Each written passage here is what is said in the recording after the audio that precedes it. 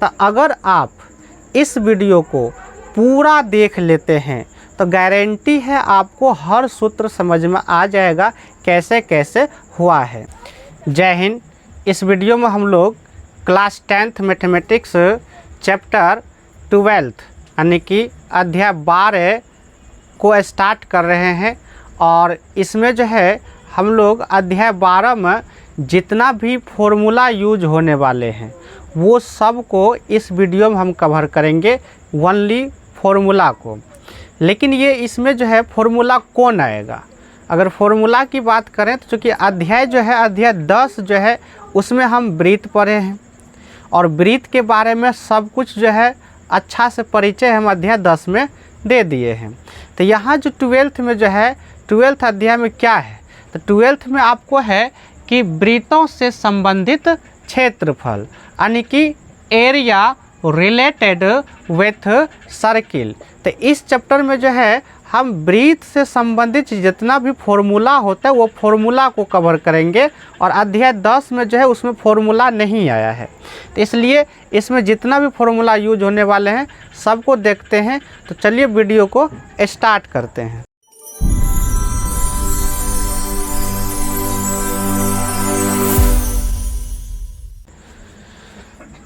Formula की बात करें तो यहाँ जो फॉर्मूला शुरू होगा वो होगा आपका वृत्त से, चूँकि चैप्टर का ही नाम है वृत्तों से संबंधित क्षेत्रफल।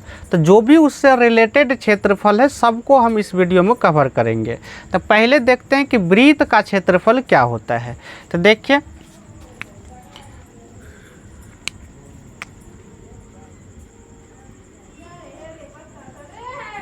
अगर एक वृत्त की बात करें तो वृत्त क्या होता है ये सब हम बता चुके हैं, बस यहाँ क्षेत्रफल देखना है। तो वृत्त की बात करें तो वृत्त जो है आपका ये हो गया सर्कल और इसमें जो है केंद्र होता है और ये हो गया आपका त्रिज्या और बाकी ये जो है ये परिधि होता है और एक तरह से चाप की लंबाई भी कह सकते हैं, इसी का एक टुकड़ा होता है चाप, जो कि आगे फॉर्मूला हम करेंगे। तो वृत्त की बात करें तो पहला जो फॉर्मूला आएगा 1 नंबर वो आएगा इसका क्षेत्रफल, वृत्त का क्षेत्रफल। तो वृत्त का क्षेत्रफल की बात करें तो वृत्त का क्षेत्रफल होता है पाई आर स्क्वायर, ये वृत्त का क्षेत्रफल होता है। लेकिन जब हम त्रिज्या खंड का क्षेत्रफल देखेंगे तो उसमें हम कंसेप्ट समझेंगे कि आखिर वृत्त का क्षेत्रफल कैसे होता है। तो अभी फिलहाल जो है बस वो लिख रहे हैं। तो वृत्त का क्षेत्रफल हो गया आपका पाई आर स्क्वायर। दूसरा क्या लिखेंगे, वृत्त की परिधि।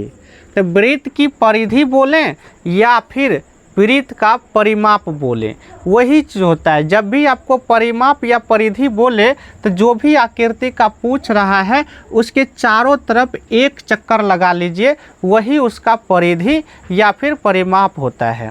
तो परिधि क्या होता है वृत्त का, तो वृत्त का परिधि होता है 2 पाई आर कह सकते हैं, या फिर और क्या होता है याद कीजिए, अगर हम अध्याय 10 में पढ़ा चुके हैं, अगर ये त्रिज्या को यानी कि जीवा को केंद्र से होकर गुजारें तो यही जो है आपका व्यास बन जाता है और व्यास को सूचित करते हैं डी से, यानी व्यास बराबर हो जाता है r + r अर्थात 2r, यानी कि 2 गुना त्रिज्या को हम लोग कहते हैं व्यास।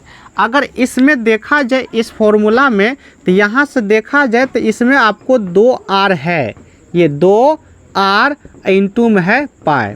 तो तब तो सोचो इस 2r को हम जो है r + r 2r को हम d कह सकते हैं यानी कि व्यास कह सकते हैं। तब तो इसका जो व्यास परिधि हो जाएगा, तब तो सोचो इस पाई हुआ और इसके जगह हम d लिख सकते हैं, तो पाई d। तो इसका एक फॉर्मूला जो है पाई d भी बोल सकते हैं।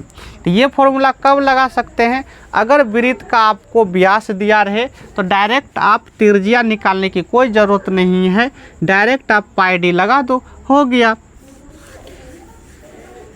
तो ये हो गया आपका वृत्त की परिधि। अब आगे देखते 3 नंबर की बात करते हैं। तो वृत्त का जैसे व्यास हो गया, अभी तुरंत जैसे चर्चा किए, तो वृत्त का व्यास, तो वृत्त का व्यास जो है इसको सूचित करते हैं डी से। तो छोटी डी या बड़ी डी ले सकते हैं। तो वृत्त के व्यास क्या होगा, तो यहाँ देखिए वृत्त का व्यास क्या होता है, तो वह जीवा जो केंद्र से होकर जाता है। तो ये केंद्र से होकर गया है, तो आर और प्लस में आर यानी 2r, आर क्या है, तो त्रिज्या है। तो वृत्त का व्यास बराबर होता है 2 गुना त्रिज्या। अब अगर त्रिज्या की बात करें तो त्रिज्या क्या होगा, वृत्त की त्रिज्या। तो वृत्त की त्रिज्या को r या फिर बड़ी r से भी सूचित कर सकते हैं। तो r क्या होगा, तो ये डिपेंड करेगा कि हम किस चीज़ से त्रिज्या निकाल रहे हैं। अगर व्यास से त्रिज्या निकालेंगे तो यहाँ अलग फॉर्मूला बन जाएगा। अगर परिधि से त्रिज्या निकाले तो यहाँ अलग फॉर्मूला बन जाएगा। अगर क्षेत्रफल से त्रिज्या निकाले तो यहाँ अलग फॉर्मूला बन जाएगा। तो वो डिपेंड करेगा कि हम निकाल किससे रहे हैं, लेकिन ज़्यादातर जो यूज होगा आपको वो व्यास वाला ही यूज होगा। इसलिए हम सब लिख देते हैं, लेकिन यूज ज़्यादा व्यास वाला होता है।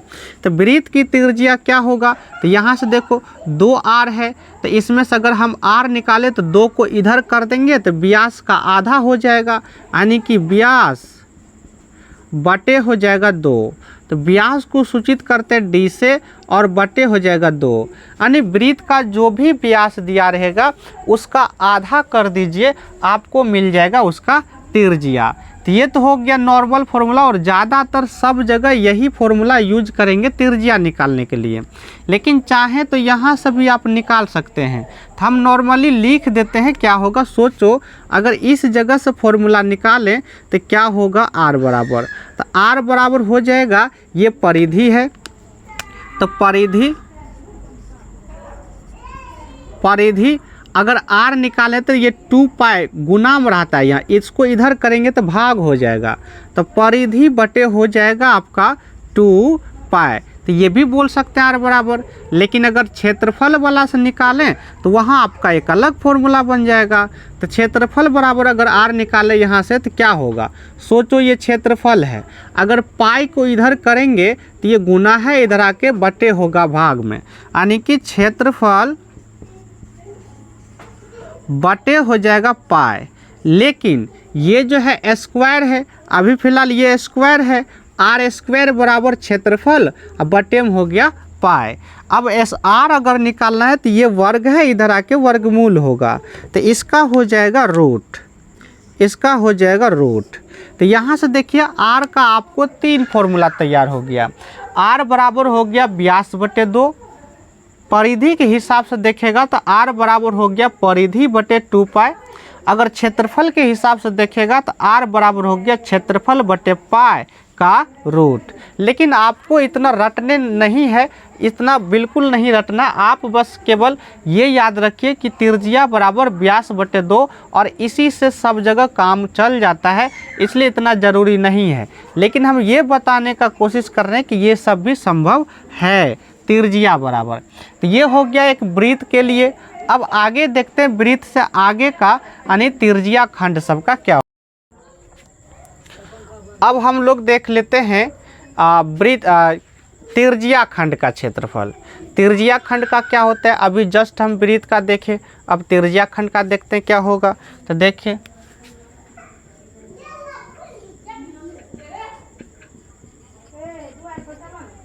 त्रिज्या खंड। अब ये त्रिज्या खंड क्या होता है, अगर इसके बारे में आपको जानना है तो अध्याय 10 का जो वृत्त से संबंधित जो वीडियो है इंट्रोडक्शन वाला पहला पार्ट 1 वो जाके देख लीजिए, वहाँ सब कुछ हम बता दिए हैं। तो त्रिज्या खंड का क्षेत्रफल बस हमको यहाँ समझना है। तो वृत्त तो बनाना ही पड़ेगा, ये हो गया आपका वृत्त और यहाँ हो गया आपका ये केंद्र। अगर यहाँ से हम एक त्रिज्या खींचें, ये ये त्रिज्या है, चूँकि केंद्र और वृत्त के कोई भी बिंदु को मिलाएंगे तो वो आपका त्रिज्या कहलाता है। एक और त्रिज्या खींच लेंगे, ये दूसरा त्रिज्या है। अब दोनों त्रिज्या के बीच में जो है कुछ गैप हो रहा है, अर्थात कुछ कोण बन रहा है। इस कोण को मान लेते हैं हम थीटा। तो अब सोचो, त्रिज्या खंड यहाँ से भी हम समझ सकते हैं क्या होता है। त्रिज्या खंड होता है दो त्रिज्या और इसका संगत चाप। ये जो देख रहे हैं ये चाप होता है, ये चाप। तो चाप भी दो प्रकार का, ये आधा से कम रहेगा तो लघु चाप, और इधर से लेगा तो ये दीर्घ चाप हो जाएगा। तो हम अभी इसका बात करेंगे। तो ये जो है दो त्रिज्या और इसके संगत चाप के बीच का जो क्षेत्र होता है उसको कहते हैं त्रिज्या खंड। यानी कहने का मतलब है ये वाला जो एरिया देख रहे हैं, ये वाला एरिया, इसका क्षेत्रफल हमको चाहिए। तो कैसे निकलेगा इसका क्षेत्रफल? अब त्रिज्या खंड भी दो हो जाएगा। ये हो गया तुम्हारा लघु त्रिज्या खंड, चूँकि आधा से कम है। लेकिन इधर से अगर देखें तो ये भी तो है, क्योंकि ये दो त्रिज्या है इसके और ये चाप है, इससे घिरा क्षेत्र है, तो ये भी त्रिज्या खंड है। तो इसको कहते हैं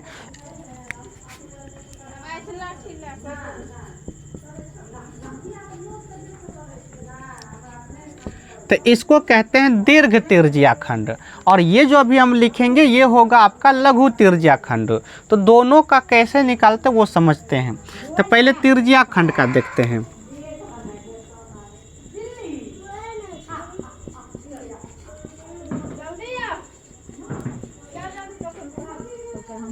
तो त्रिज्या खंड का क्षेत्रफल, तो इसको आपको अलग से रटने की कोई ज़रूरत नहीं है। अगर वृत्त का क्षेत्रफल याद हुआ तो हो गया इसका भी। तो वृत्त का क्षेत्रफल क्या होता है? तो वृत्त का क्षेत्रफल होता है पाई आर स्क्वायर।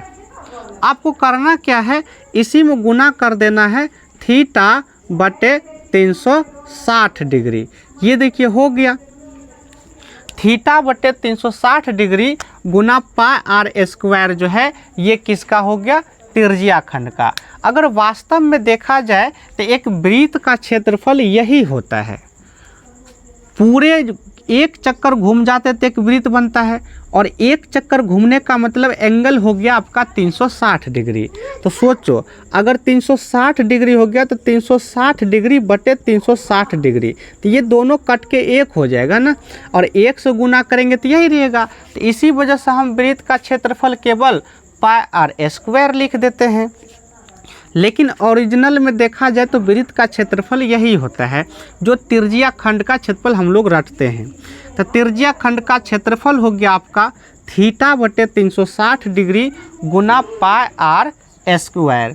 अब अगर आपको कह दे कि दीर्घ त्रिज्या खंड का बताइए, ये तो हम इसका निकाले, थीटा जो एंगल देख रहे हैं लघु त्रिज्या खंड, इसका निकाले। लेकिन आपको दीर्घ का पूछेगा तो कैसे होगा? तो देखिए कैसे निकलेगा। हम क्या करेंगे, पूरे वृत्त के क्षेत्रफल में ये लघु वाला को घटा देंगे तो आपका ये बाहर वाला का निकल जाएगा, अर्थात दीर्घ त्रिज्या खंड निकल जाएगा। तो वृत्त के क्षेत्रफल में लघु त्रिज्या खंड घटा दीजिए, आपका निकल जाएगा दीर्घ त्रिज्या खंड का। तो चलिए फिर भी लिखते हैं क्या होगा। दीर्घ त्रिज्या खंड का क्षेत्रफल। तो दीर्घ त्रिज्या खंड का अगर क्षेत्रफल निकाला तो अभी जस्ट हम बोले क्या करना आपको, वृत्त का क्षेत्रफल में घटा देना है लघु त्रिज्या खंड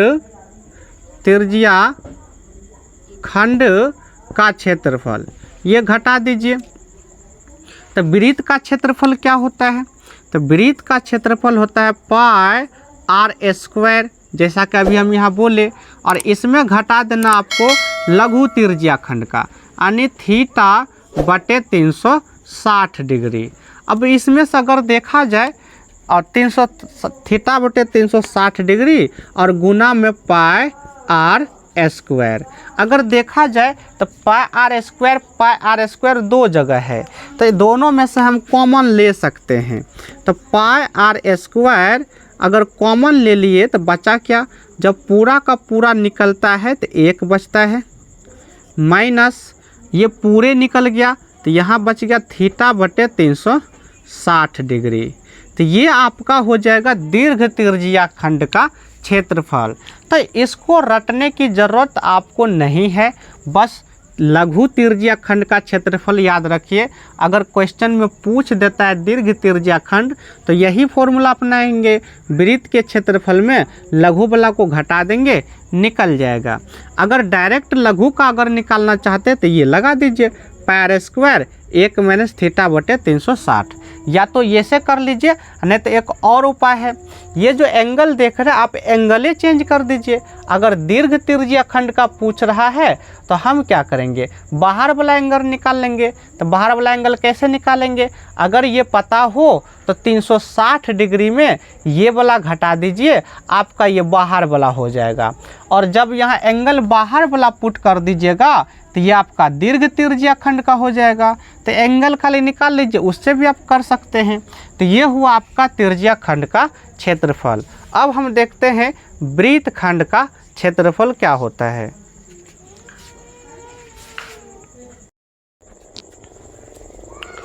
वृत्त खंड, अब ये वृत्त खंड क्या होता है तो वही बात अध्याय 10 का इंट्रोडक्शन वाला वीडियो देख लीजिए। तो वृत्त खंड का क्षेत्रफल हमको निकालना है, तो फिगर से समझिए, यहाँ भी समझ में आ जाएगा आपको। ये हो गया आपका वृत्त, जैसा कि नाम से ही पता है वृत्त खंड, खंड मतलब होता है टुकड़ा यानी भाग, हिस्सा।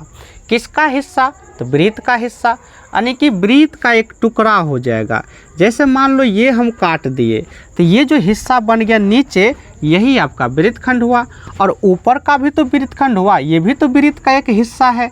तो ऊपर भी वृत्त खंड हुआ और नीचे भी वृत्त खंड हुआ। अगर ये आधा से कम है तो इसको कहेंगे लघु वृत्त खंड। और ऊपर वाला हिस्सा देख रहे हैं ये आधा से अधिक है तो इसको कहेंगे हम दीर्घ वृत्त खंड। तो लिख भी सकते हैं, ये आपका हुआ ऊपर वाला हिस्सा दीर्घ वृत्त खंड, और नीचे वाला हिस्सा ये वाला जो एरिया देख रहे हैं ये है लघु वृत्त खंड। और इसी का क्षेत्रफल हमको चाहिए, ये हुआ लघु वृत्त खंड, यानी इसी का क्षेत्रफल हमको चाहिए, इसका क्षेत्रफल चाहिए। तो कैसे निकलेगा, थोड़ा सा दिमाग लगाओ, तुरंत निकल जाएगा। तो इसका सेंटर जो है मान लेते ये वृत्त का केंद्र O है। अगर इस बिंदु को मिला दें तो ये आपका त्रिज्या कहलाएगा, और इस बिंदु को भी मिला दें तो ये भी आपका त्रिज्या कहलाएगा। तो ये हुआ R और ये हुआ R, और ये दोनों के बीच जो एंगल बन रहा है इसको हम मान लेते हैं थीटा डिग्री है। तब तो सोचो, अगर हम थोड़ा देर के लिए ये वृत्त खंड को हटा दें तब तो ये बन गया आपका त्रिज्या खंड का क्षेत्रफल, ये त्रिज्या खंड का क्षेत्रफल। तो अगर इस त्रिज्या खंड के क्षेत्रफल में ये वाला जो त्रिभुज देख रहे हैं, ये वाला त्रिभुज, अगर इसको घटा दें, यानी त्रिज्या खंड के क्षेत्रफल में इस त्रिभुज के क्षेत्रफल अगर हम घटा दें तो आपका बन जाएगा वृत्त खंड का क्षेत्रफल। तो बहुत आसान है, अलग से रटने की कोई ज़रूरत नहीं है। अगर त्रिज्या खंड का क्षेत्रफल याद है और इस त्रिभुज का क्षेत्रफल याद है तो घटा के लिख दीजिए, हो जाएगा। तो देखिए कैसे लिखते हैं। तो अगर 1 नंबर की बात करें तो अभी हम निकाल रहे हैं ये लघु वाला का, क्योंकि इसमें भी 2 बन रहा है। तो लिख देते हैं, तो लघु वृत्त खंड का क्षेत्रफल। तो ध्यान से देखिए फिगर में पता चलेगा। इसका नाम देते हैं ए बी।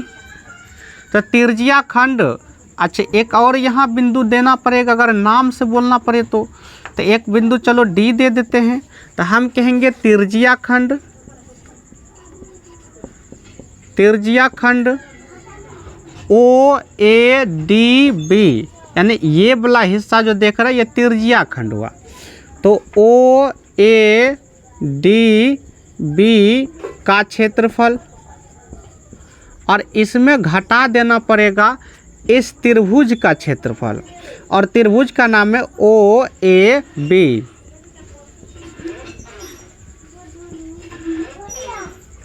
इसका क्षेत्रफल ये हम समझने के लिए लिख रहे हैं, आपको इतना ज़रूरी नहीं है याद रखना, डायरेक्ट फॉर्मूला याद रखना है। तो क्या कहिए, त्रिज्या खंड OADB इसका क्षेत्रफल में अगर हम ये त्रिभुज वाला का क्षेत्रफल घटा दें तो आपको ये त्रिज्या वृत्तखंड का क्षेत्रफल मिल जाएगा। तो त्रिज्या खंड का अभी जस्ट पीछे हम बताए, तो त्रिज्या खंड का क्षेत्रफल होता है थीटा बटे 360 डिग्री गुना होता है पाई आर स्क्वायर। ये आपका हुआ त्रिज्या खंड का क्षेत्रफल। और इसमें घटा देंगे क्या चीज़, तो त्रिभुज OAB का क्षेत्रफल। अब त्रिभुज का क्षेत्रफल होता है 1/2 गुना आधार गुना ऊंचाई। लेकिन दिक्कत क्या है भाई, दिक्कत ये है कि इस त्रिभुज में आपको ऊंचाई दिया ही नहीं है, तो फिर हम ये फॉर्मूला से नहीं निकाल सकते हैं। तो फिर तो कौन फॉर्मूला से निकालें, तो एक होता है समबाहु त्रिभुज का क्षेत्रफल, तो समबाहु त्रिभुज भी नहीं है तो उससे भी हम नहीं निकाल सकते हैं। एक होता है हीरोन के सूत्र से त्रिभुज का क्षेत्रफल, तो हीरोन के सूत्र से भी नहीं निकाल सकते हैं। क्यों नहीं निकाल सकते हैं, तो हीरोन के त्रिभुज में भी तीनों भुजा कम से कम तो मालूम होना चाहिए। आपको द्वितीय भुजा मालूम है, तीसरा भुजा है ही नहीं। तो सोचो, ना तो नॉर्मल सूत्र से निकाल सकते हैं, ना तो समबाहु त्रिभुज के क्षेत्रफल से निकाल सकते हैं, ना तो हम हीरोन के सूत्र से निकाल सकते हैं। तो फिर निकालेंगे कैसे, तो बात समझो क्या कहना चाह रहे हैं। अगर इस तरह से त्रिभुज मिले, दो त्रिभुज नहीं एक ही, अगर इस तरह से कोई त्रिभुज मिले ABC और इसका दो भुजा दिया रहे आपको, तो मान लेते AB जो है A है और ये BC जो है B है। आपको क्वेश्चन में अगर दो भुजा दिया रहे कोई भी त्रिभुज का और वो दोनों भुजा के बीच का कोण दिया रहे, ये कोई भी त्रिभुज में अगर दो भुजा दिया रहे उसके बीच का कोण दिया रहे, तो इसका क्षेत्रफल हो जाता है, एरिया हो जाता है 1/2 साइन 1/2 गुना दोनों भुजा का गुणनफल, यानी कि A गुना B। तो AB और साइन थीटा, ये फॉर्मूला लगा दीजिए। कोई भी त्रिभुज में अगर आपको दो भुजा दिया रहे उसके बीच का कोण दिया रहे, तो उसके लिए त्रिभुज का क्षेत्रफल के लिए सूत्र होता है 1/2 गुना दोनों भुजा का गुणनफल, मतलब AB गुना साइन थीटा, ये एंगल जो दिया रहेगा वो। तो इस सूत्र के मदद से हम इस त्रिभुज का क्षेत्रफल लगा सकते हैं। आप देखिए इस फिगर में यही सिचुएशन यहाँ लागू हो रहा है। दो भुजा दिया है और इसके बीच का कोण दिया है, तो हम ये फॉर्मूला यूज करेंगे त्रिभुज का क्षेत्रफल निकालने के लिए। तो सोचो, दोनों भुजा का गुणनफल मतलब A गुना B, तो यहाँ दोनों भुजा आपका R है तो R गुना R होगा, तो R गुना R होगा तो इसके जगह हो जाएगा R स्क्वायर। तब तो त्रिभुज का क्षेत्रफल हो जाएगा 1/2 गुना R स्क्वायर साइन थीटा। तो सोचो, तब तो हो गया फॉर्मूला, इस त्रिभुज का क्षेत्रफल हो जाएगा 1/2 R गुना R करेंगे R स्क्वायर साइन थीटा। ये आपका तैयार है वृत्तखंड का क्षेत्रफल। तो वृत्तखंड का क्षेत्रफल जब भी पूछे तो आप कह सकते हैं θ/360 गुना पाई R square minus 1/2 R square sine theta. तो ये हो गया आपका वृत्तखंड का क्षेत्रफल। चाहें तो आप इसमें कॉमन ले सकते हैं। कॉमन क्या लेंगे, R स्क्वायर दोनों में है, तो आप R स्क्वायर लेके भी लिख सकते हैं। नहीं भी लिखेगा तो कोई दिक्कत नहीं, जब हिसाब बनाएंगे वहाँ ज़रूरत के हिसाब से देख लेंगे कॉमन लेना है कि नहीं लेना है। अगर कॉमन लेके आपको याद रखना है तो R स्क्वायर को हम कॉमन ले लिए, तो बचा क्या, तो θ/360 डिग्री इंटू में पाई R स्क्वायर निकाल लिए हैं, माइनस 1/2 R स्क्वायर निकाल लिए हैं साइन थीटा। तो आप कॉमन लेके भी याद रख सकते हैं, जैसे आपको रखना है, लेकिन रखिए याद, क्योंकि बिना सूत्र का कोई उपाय नहीं है ये सब चैप्टर में। तो ये हो गया आपका लघु वृत्तखंड का क्षेत्रफल।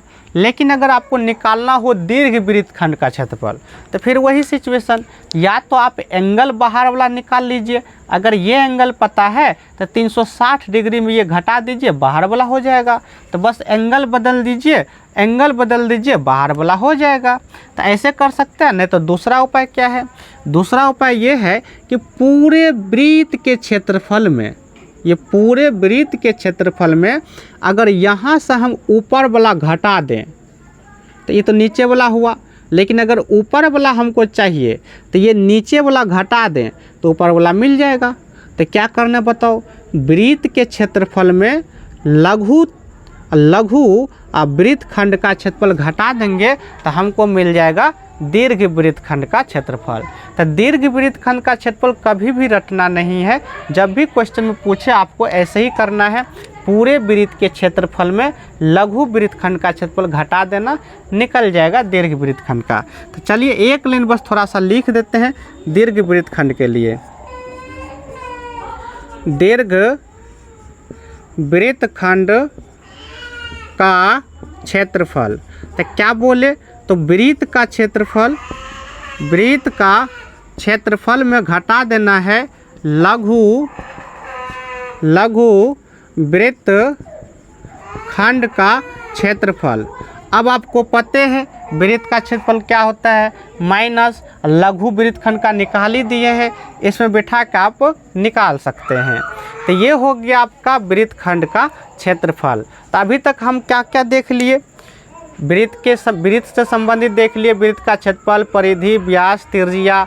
उसके बाद त्रिज्या खंड का क्षेत्रफल देख लिए, दीर्घ त्रिज्या खंड का देख लिए, फिर ये आ गया वृत्तखंड, तो लघु वृत्तखंड का देख लिए, फिर दीर्घ वृत्तखंड का देख लिए।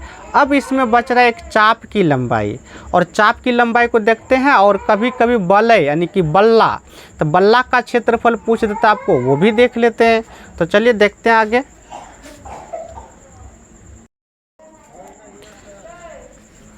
चाप की लंबाई के लिए बस एक ही फॉर्मूला, उसमें तो ज़्यादा होगा नहीं। चाप की लंबाई निकाल लगा दीजिए, हो गया। तो उसमें भी दो आता है, एक लघु चाप एक दीर्घ चाप। तो उसके लिए कोई अलग से रटने की ज़रूरत नहीं है, बस चाप की लंबाई लगा दीजिए, हो गया। अगर वृत्त का परिधि याद है तो चाप की लंबाई भी याद हो गया। जैसे मान लो वृत्त का क्षेत्रफल याद है तो त्रिज्या खंड का क्षेत्रफल याद हो गया। तो देखते हैं चाप की लंबाई क्या होता है। तो जैसे ये मान लो एक वृत्त है, ये वृत्त हो गया, और यहाँ से अगर इसका केंद्र की बात करें तो ये केंद्र हो गया। तो मान लेते हैं ये R हो गया आपका, और ये जो A और B यहाँ से यहाँ जो देख रहे हैं यही हो गया आपका चाप की लंबाई, और चाप की लंबाई को सूचित किया जाता है L से। अब इसके बीच जो कोण बनेगा कुछ न कुछ तो बनेगा। तो मान लिए थीटा, तब कहिएगा ये तो त्रिज्या खंड हुआ, तो बिल्कुल त्रिज्या खंड हुआ। लेकिन अभी त्रिज्या खंड से मतलब नहीं है, हमको S की लंबाई चाहिए, S की। तो फिर उसी तरह सोचो, ये आधा से कम है तो इसको कहेंगे लघु चाप। लेकिन अगर इधर वाला देखें ये आधा से ज़्यादा है तो इसको कहेंगे दीर्घ चाप।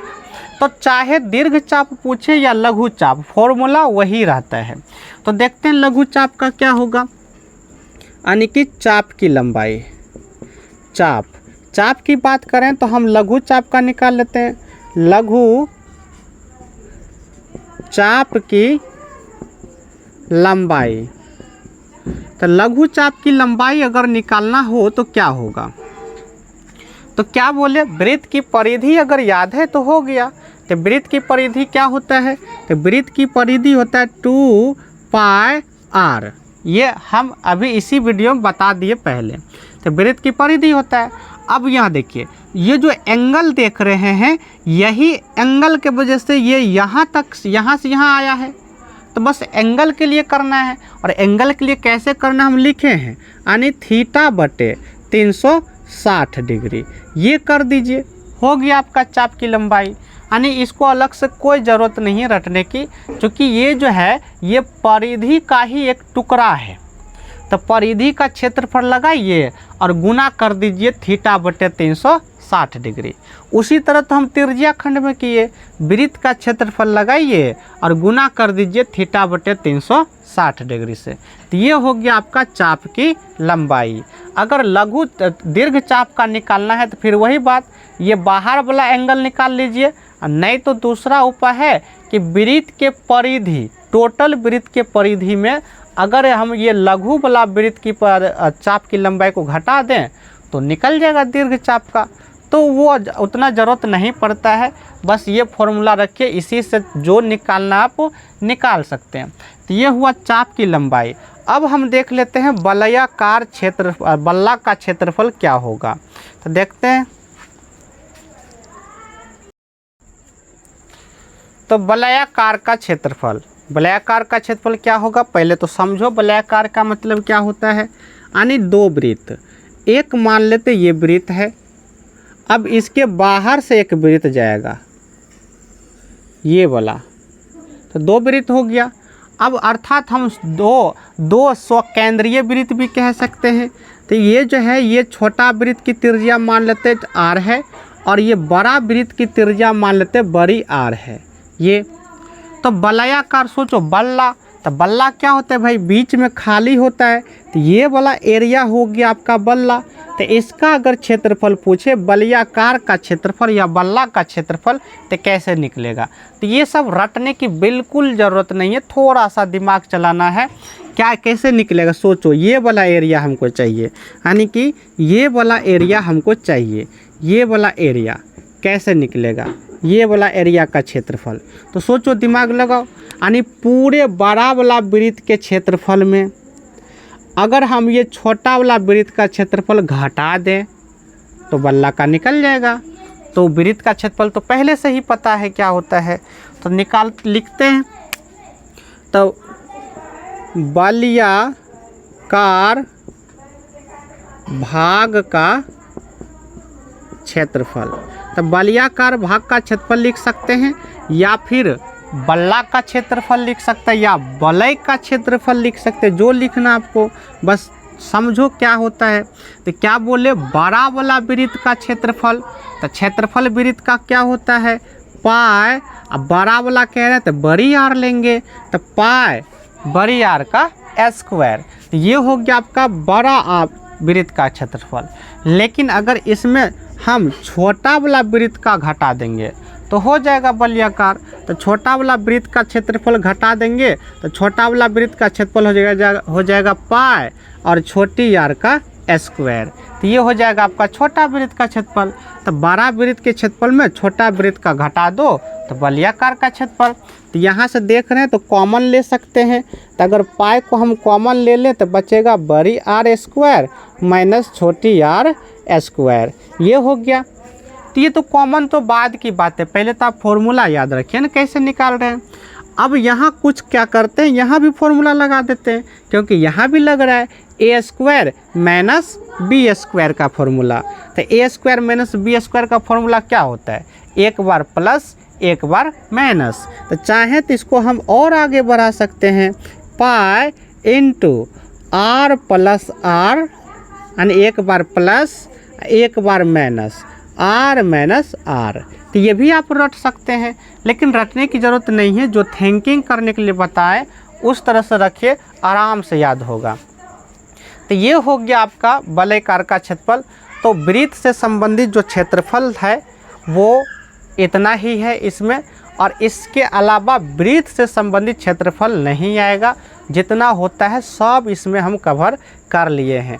बाकी कुछ जब सवाल बनाएंगे तो कभी मान लो समबाहु त्रिभुज का क्षेत्रफल आ जाएगा, कभी वर्ग का क्षेत्रफल आ जाएगा, तो वो थोड़ा सा अलग वाला आता है, तो उसके लिए आपको याद रखना पड़ेगा। लेकिन टॉपिक के अनुसार जो है हम जो है वृत्त से संबंधित ही क्षेत्रफल बताए हैं। तो अगर आप इस वीडियो को पूरा देख लेते हैं तो गारंटी है आपको हर सूत्र समझ में आ जाएगा कैसे कैसे हुआ है। तो इस वीडियो में इतना ही रहेगा।